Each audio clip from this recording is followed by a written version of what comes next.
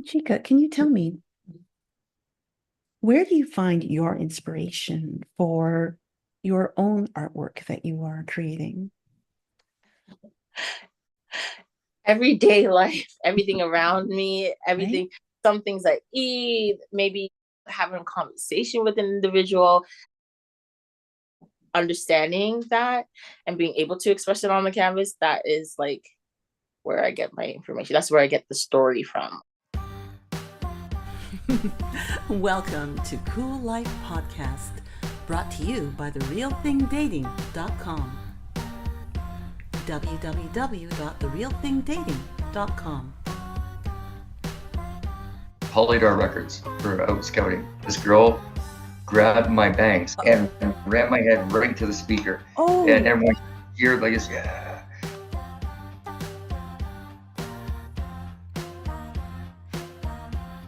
When we shot the scene in Good Will Hunting, I didn't know who most of these people were at the time. I mean, they weren't stars. It was Gus Van Sant that directed it. Gus Van Sant was on the floor with Matt Damon's character. I didn't even know who Matt Damon was at that time. I'm Eva John. I'm a former candidate for local government. I was a children's television entertainer, and I love this world, and I believe we should take care of each other and have a lot of fun along the way. Welcome to Cool Life. Here we go. and welcome to Cool Life Podcast. I'm Eva John, continuing part 2 of my conversation with Chika Oh, who's an accomplished artist and facilitator of Paint Night. Chika, welcome back. Yeah. Now, Chika, as we begin, can I ask you once again to please tell us your website? Sure. It's www.createwithchikaoh.com. It's www.createwithchikaoh.com. Thank you. And Chika, I wonder, have you experienced any supply chain issues in this post-pandemic world as far as getting artist supplies and things of that nature? So for bulk stuff, yes. And then during the pandemic, of course, afterwards, well, things are now like going back to normal where like this speed of where I would order in my canvases in bulk. Right. I've had issues like with framing. Framing was a huge thing, like finding frames. But now it's like returning back to like having access to everything again. Yeah. Really something, especially that there's so many different materials needed. And so it's not just one thing. Mm-hmm. I'm glad that is getting back to normal. Yeah. And actually, that's kind of another reason why I would change up my mediums. So whatever I didn't have access to, I had to pivot and adapt another way. I mean, it works out. And yeah, so that's kind of how I had to deal with that. Of course. I'm glad that you're creative about the materials that you're using for paint nights to be flexible with what the supply is and the supply chain issues. Now, were you able to, again, post-pandemic and with, after lockdowns and people then starting back, and were you able to just restart and get everything back to normal with your paint events after the pandemic? Yeah. I think people have been in their house and in solitude. So it's like people were wanting to do these things. Actually did. I started off after the pandemic, I was doing them at parks for a while, like under, the gazebo and stuff like that, just so that everybody could feel comfortable. I didn't want it there to be any like, we don't want to be worrying about this stuff while we're trying to paint. So I was actually doing it outside of parks at like gardens and stuff like that for a while until like everything settled down and then we could return back in their house and inside and nobody's going to be scared of anything. That's really considerate, and that's very clever to have an outdoor event for people to ease them back into socializing in groups, for sure. Yeah. Yeah. And Chika, can you tell me what kinds of adjustments do you make for your paint events when the participants are senior citizens? So there's not much adjustment. Okay, so let's say again, it would be language, it would be music type. I would pick like music that actually matches their generation. So like, Mm. you know, there is a connection. I want them to feel that connection. You know, if I'm playing music from a younger generation, it's not gonna work necessarily. But in terms of the painting, again, it goes down to like my teaching style is actually the same in terms of like teaching and techniques. Mhm. And then I would just change subject matter so that I pick things to kind of resonate with the crowd that I'm instructing at that time. I'm hosting. So And that's nice and sensitive. Music is such an important emotional language absolutely. that can be a key part of setting people at ease. Yes. And, you know, sooner or later, if we're lucky, then we all get to be senior citizens, we would hope. Right. And it's nice that you are accommodating for what your senior participants would enjoy. Now, are there certain activities that you incorporate for your paint events when you have younger people, children, to hold their attention throughout the activity? Yes, definitely. There is. And you know what? It's not any different from the adults or the seniors because I do, in a way, incorporate the same ice-breaking games or like creating that trust in the host and the participant, that relationship. So when it comes to kids, using more of their language and also creating that ice breaking. A lot of kids. So the thing with kids is that there's a lot of different personalities. So how do we create an environment where all of our personalities can be expressed and be validated and exist in, right? So a lot of the times I let the kids do most of the teaching and the hosting. Clever.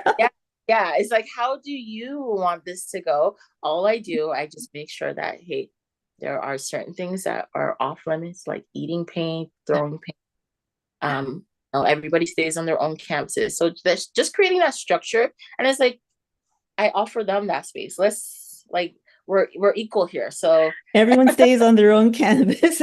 Absolutely. Okay. No painting over there in your neighbor's canvas. Okay. Not in the tradition, not in the original like paint class, but there is like, where we can all, I've actually done something where we all paint on one large canvas. Wow. But in terms of everybody having their own individuals, like, yeah, keep to your own canvases. Good rule to keep. Yes. And we're going to take a break. Just remember that you can send your comments to us directly to info@COOLIFEworld.com. That's info@COOLIFE world.com. So we look forward to your further comments, which are welcome right on YouTube or on Spotify or the other streaming services, or by emailing us at info@COOLIFEworld.com. In the meantime, we'll take a break to talk about our sponsors and supporters, and we'll be back on Cool Life Podcast. Those lonely days of lockdowns and isolation are gone for good.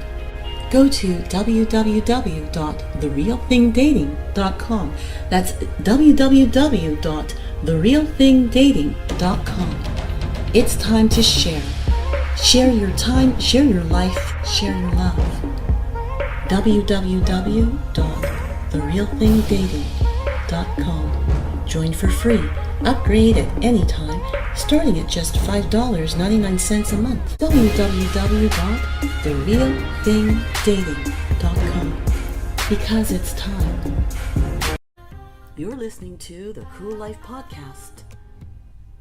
We'll be back in 3, 2, 1.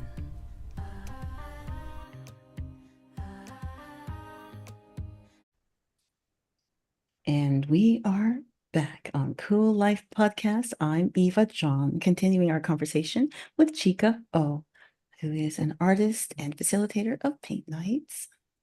CHIKA, can you tell me, on a paint event, what do you do to deal with, say, a participant, with a character at the back of a class who's painting a green sky when everyone else is painting a blue sky? And how do you deal with that?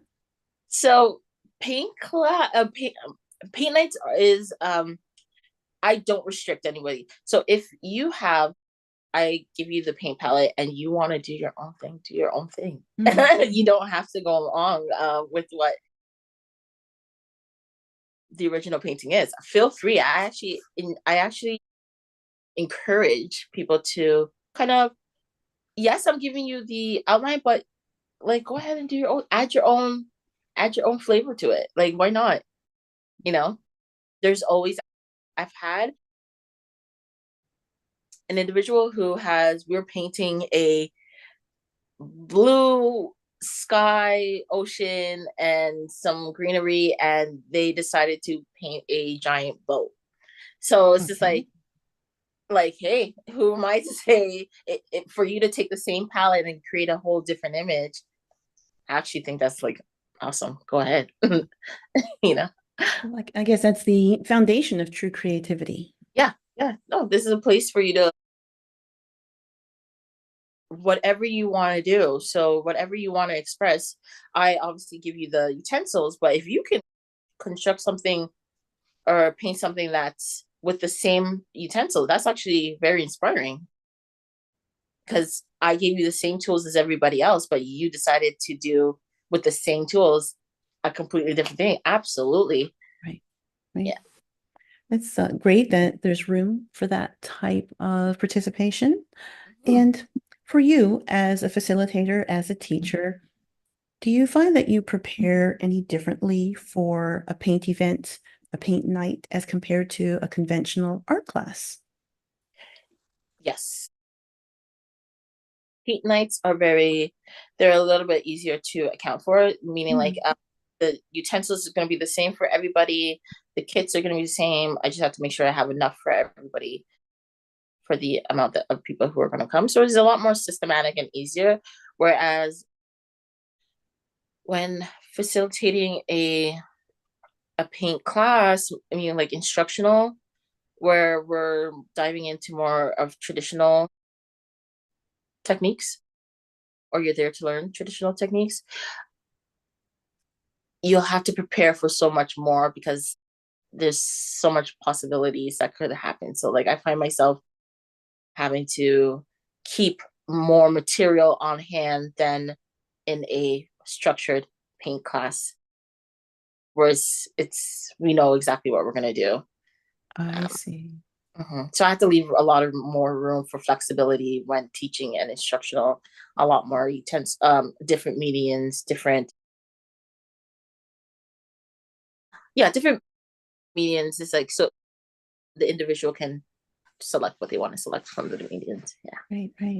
CHIKA, can you tell me, where do you find your inspiration for your own artwork that you are creating? Everyday life, everything around me, everything, some things I eat, maybe having a conversation with an individual. Actually, a lot of my inspiration comes from my participants and their journey and self-discovery of painting, so that it's refreshing to see that, because it's like when I was at a young age or a young stage in my art, that's probably what I look like expressing art at that stage. So going on that journey and understanding that and being able to express it on the canvas, that is like where I get my information. That's where I get the story from, or like, Right. yeah, what's happening. It's beautiful. Well, we're going to take a break to talk about our sponsors and supporters. We'll be back on Cool Life Podcast. Thank you. Those lonely days of lockdowns and isolation are gone for good. Go to www.therealthingdating.com. That's www.therealthingdating.com. It's time to share. Share your time, share your life, share your love. www.therealthingdating.com. Join for free. Upgrade at any time, starting at just $5.99 a month. www.therealthingdating.com. Because it's time. This is Cool Life Podcast. Please remember to subscribe to Cool Life on your streaming service and on YouTube as Hellenique Today. That's HELENIQUE Today. Because that helps us to bring more cool stuff to your ears. You're listening to the Cool Life Podcast. We'll be right back.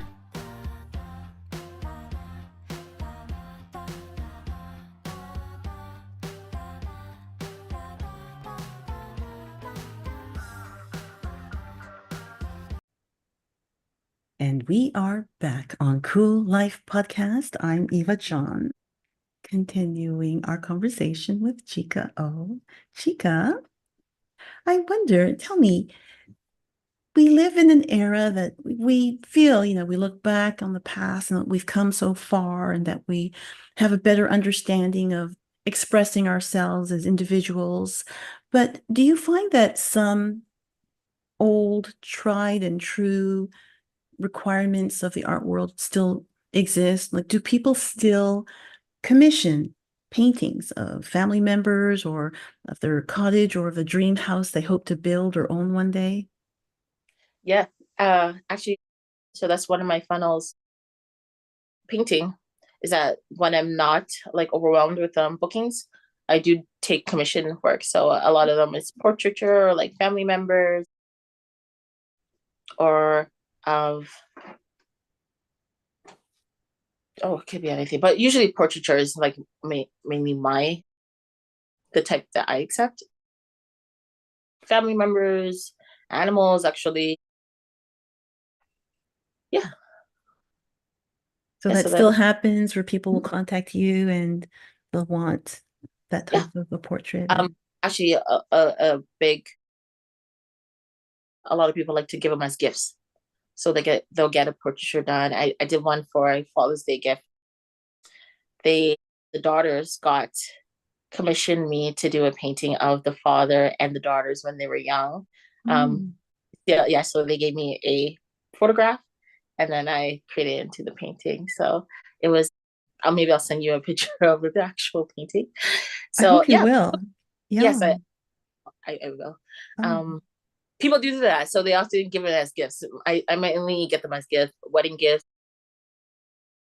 of the bride and groom, Father's Day gifts, babies. So like it could be of anything, and yeah, I very much. That's still a thing. Right. Oh, that's good to know. And can you tell me, you personally, what is your favorite style of painting? So it changes. It changes as I develop. I used to be more realistic when I started off, and then now I'm transitioning to a more abstract, because you find other ways to express yourself, and then also the genre type will change too. So I like to play. I like to bring in techniques, abstract, into my artwork. Yeah, I'm playing in that realm a lot right now. Yeah, but who knows what the next chapter will be? I'll probably change it to something else later on too. And that's the beauty of a creative mind, is that it's always something that's growing and changing, what inspires you, what you enjoy. And I wonder, speaking of inspiration, do you have a favorite artist? Do I have a favorite artist? Oh my goodness. I hmm, I don't have a favorite artist. But I do. Hmm. Well, I'll tell you, like for me, and I know it's a changing thing. I have had favorite artists growing up. It was, Gustav Klimt, of course.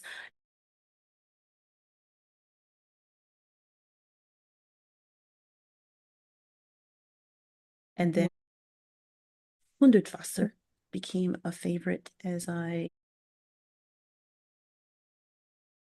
grew to understand what went into his work and his use of actual gold and silver in his paint. And I was Mhm. fascinated by it.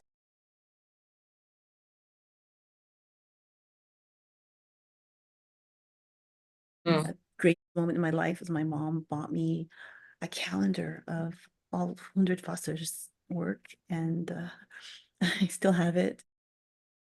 And I couldn't believe that someone could have the boldness to think of art in this way and then just put it on the canvas and not feel like gold. You can't put gold on a canvas. Like, yes, you can.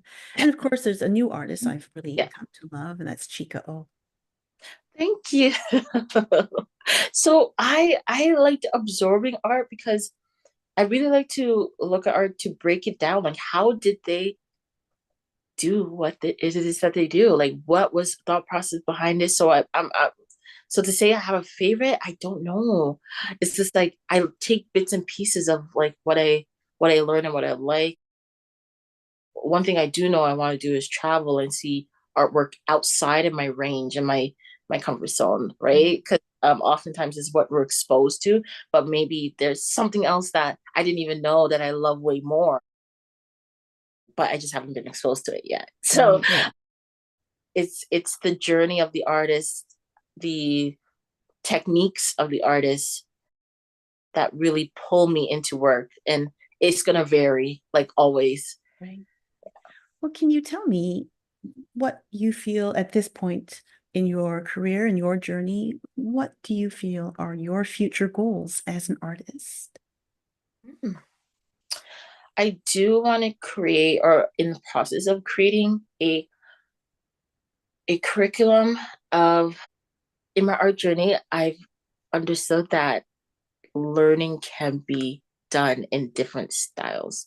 So I would really love to get into the school system and facilitate, how do we use art to teach these other subjects? Mm, How can we, instead of separating these, how can we combine them together? Because I'm, as a child, you're used to learning math separate, science separate, right. biology, like all the different types of even religion separate. But it's like, as I've gone on this journey as an artist, you can't separate it. Right. You cannot separate it. You have to learn it together, and that actually makes learning much easier. Right. It actually creates a full understanding of what you're trying to like actually learn. So That's facilitate. fascinating. Wow. Yeah. Like truly, I think I could have used trigonometry with CHIKA OH back in the day. Yeah. When you look at your favorite artists, were they using like theories, philosophies? Were they using chemistry? Were they using? Of course they were. But yeah, when the arts, like when you bring in everything, all the information into the arts, then you get this beautiful outcome. Right. So I would like to incorporate that much more than it is now. And we kind of see the integration of it, or the need for it now, because you hear a lot of people talking about the importance of art and like how much we've actually removed art in some areas and the effects of it. So yeah. Right. Having less access to art through the school systems in some areas, just due to budgetary concerns. Yeah, that's the it is. first. So yeah. That's definitely heartbreaking. And, knowing that unfortunately in some parts of the world, seeing art being completely erased in war zones. Yeah. In some places, great works of art were used as target practice and other kind of heartbreaking situations that I think diminish the culture of the human experience as a whole. And Absolutely. I'm glad that you are feeling called and wanting to bring art to young people as a part of expanding their minds and a part of their education. That is fascinating. I'm inspired. Thank you. Well, thank you so much, Chika. And I wonder, as we come to the end of our conversation, part 2 of our conversation, if you would kindly tell us once again your website. Yeah, for sure. Thank you. It's www.createwithchikaoh.com. That's www.createwithchikaoh.com. Thank you, Chika. It was such a pleasure. I wish all the best to you and your future work. I hope we'll be able to have other conversations with you here at COOLIFE. Yes, and I'll send you an invite for my next body of work. When we're doing the showcase, I will definitely send you an invite when that's going to be. So. Thank you. Exciting to look forward to that. And I want to thank you for all your time that you've committed to being a part of our podcast. And thank you to everyone for listening through to the end. I'm Eva John for COOLIFE Podcast. Bye. All right. And that was our show. Thank you for listening to the very end. Please remember to subscribe through your streaming service to get more access to our guest interviews. Also, please subscribe on YouTube to help support our podcast. Until next time, I'm Eva John for COOLIFE Podcast.